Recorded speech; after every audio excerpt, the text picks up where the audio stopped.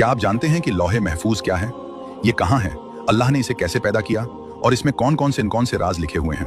जिस तरह अल्लाह, उसके रसूलों और फरिश्तों पर ईमान लाना जरूरी है, उसी तरह लौहे महफूज, अर्श और क़यामत पर ईमान लाना भी जरूरी है। लौह एक अरबी लफ्ज है जिसका मतलब तख्ती है और महफूज का मतलब है जिसकी हिफाजत की गई हो।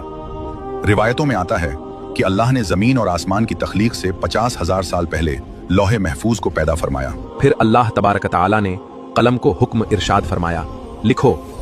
ऐ मेरे रब, मैं क्या लिखूं? कायनात की शुरुआत से लेकर आखिर तक होने वाली हर चीज लिख दो।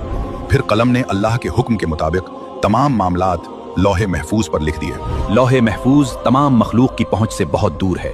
कोई इंसान या शैतान वहां तक नहीं पहुंच सकता। हुजूर सल्लल्लाहु अलैहि वसल्लम ने फरमाया कि अल्लाह ने हर चीज लिख दी और फिर आसमानों और जमीन को पैदा किया।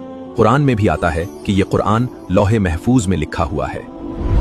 रिवायतों में आता है कि लौहे महफूज सफेद मोतियों से बनी है, उसके पन्ने सुर्ख याकूत के हैं और उसकी लिखावट नूर की है। हजरत इब्ने अब्बास रजी अल्लाह अन्हु से रिवायत है कि उसका कलम भी नूर का है और उसकी लिखाई भी नूर की है।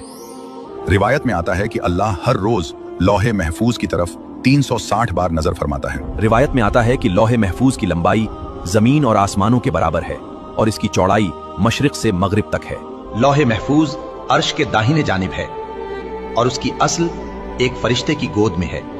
उस पर लिखा है, अल्लाह के सिवा कोई माबूद नहीं, इस्लाम उसका दीन है और मोहम्मद सल्लल्लाहु अलैहि वसल्लम उसके रसूल हैं। रिवायतों के मुताबिक लौहे महफूज की निगरानी की जिम्मेदारी हजरत इसराफील अलैहिस्सलाम को दी गई है। जब अल्लाह किसी काम का इरादा फरमाता है तो उसका हुक्म लौहे महफूज से हजरत इसराफील अलैहिस्सलाम तक पहुंचता है।